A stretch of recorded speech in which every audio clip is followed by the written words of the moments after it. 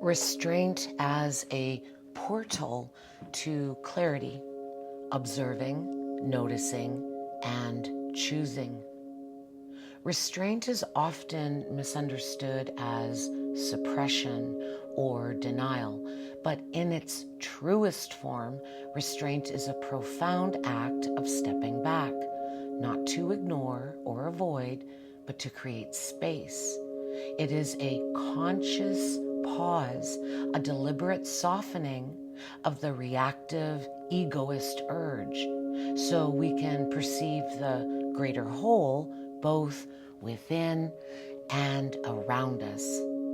Now, when we approach restraint in this way, when we invite it in and become curious, it becomes a tool of inner empowerment.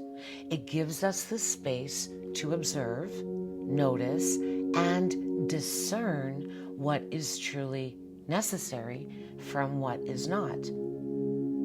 And this observation becomes greater. It becomes in a greater capacity when we slow down and observe the whole versus from a single point of egoist reaction. It invites us into a state of intentionality where our choices become aligned with what serves the moment rather than what reacts to it. Now, the key to stepping back. Imagine being caught in a storm. The winds howl, the rain pelts down, and your instincts urge you to fight against the chaos or flee from it.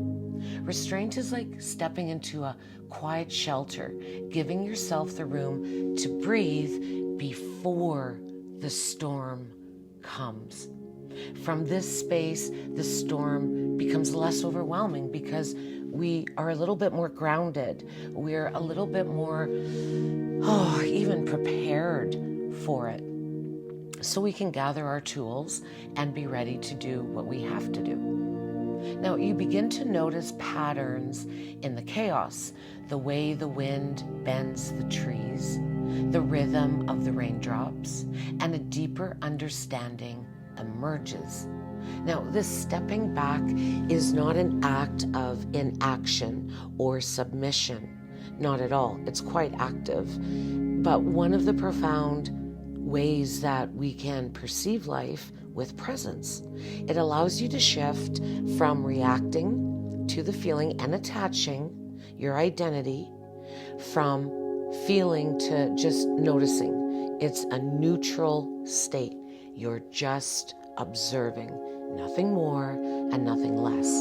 So in this state, you move from being consumed by the moment to witnessing it as a whole and as something separate from the truth within you, which is the soul.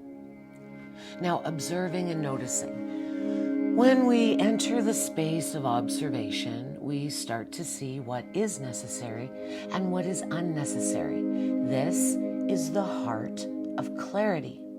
What is necessary? These are the emotions, thoughts, or actions that ally with the truth and the needs of that moment. For example, anger might be necessary when it reveals a boundary that has been crossed, while compassion might be necessary when someone is vulnerable. Now, what is unnecessary? Well, these are the reactions or stories that fuel chaos, cloud judgment, or pull you away from your center. For instance, clinging to fear or indulging in blame or shame might be an unnecessary distraction from finding the deeper wisdom within. So it might be a roadblock. It doesn't mean that's all there is. You just got to get through that roadblock. So by noticing these distinctions, you move beyond the surface and tap into a richer understanding of what the situation truly calls for. Now, the invitation to choose. So from this place of clarity, restraint transforms into intentionality. You now hold the power to choose. You have a greater awareness, so you have built a larger capacity to include the whole. And we have action. If something needs to be done, you can act with purpose and alignment, no longer driven by impulse, but guided by insight. A non-action. If the wisest course is to remain still, you can rest in the confidence that restraint itself is a powerful choice. Now, non-action is not the absence of engagement. It is the mindful decision to let things unfold without interference. It is trust in the natural rhythm of life, knowing that sometimes the greatest impact comes from holding steady and allowing space. Restraint as a practice of wholeness. Now, when we practice restraint in this way, we create a bridge between our inner and outer worlds. We honor the fullness of our emotions and thoughts while also recognizing the larger landscape of life around us. This practice reminds us that we are not isolated fragments, but part of an interconnected whole. And through restraint, we reclaim our power to respond rather than react. We cultivate the ability to see clearly, choose wisely, and move gracefully. And in this state, we find freedom, not in controlling life, but in aligning with its flow. And here are some simple practices you can play with and integrate. And as we open up and unpack this deeper inner alignment, you can reach out to me at any time. I am here in service to support the soul. You can head to sheachievesstudio.com to message and to find out more about what She Achieves Studio truly offers physically, emotionally, energetically, mentally, and spiritually. So here are some simple practices, again, to play with, be curious about. Pause when you feel overwhelmed or reactive. You might get cold. You might start to have a headache. Maybe you start to sweat.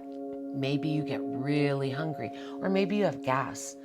Take a moment to notice the physical sensations that are guiding you through emotions and pause. Breathe deeply, soften the jaw, feel the tongue, and step back from the immediate experience. So I call these exit points. Whether you leave whatever you're doing to go to the bathroom. Maybe you go outside, walk around the block. Maybe you go wash your hands or have something to drink or eat.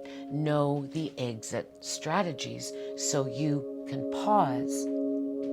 Observe without judgment. Notice what you're feeling, what the thoughts are, and what you're sensing. Expand your awareness to include the context around you. Now, discern. Ask yourself, what is necessary right now? What is unnecessary? What serves this moment and what does not?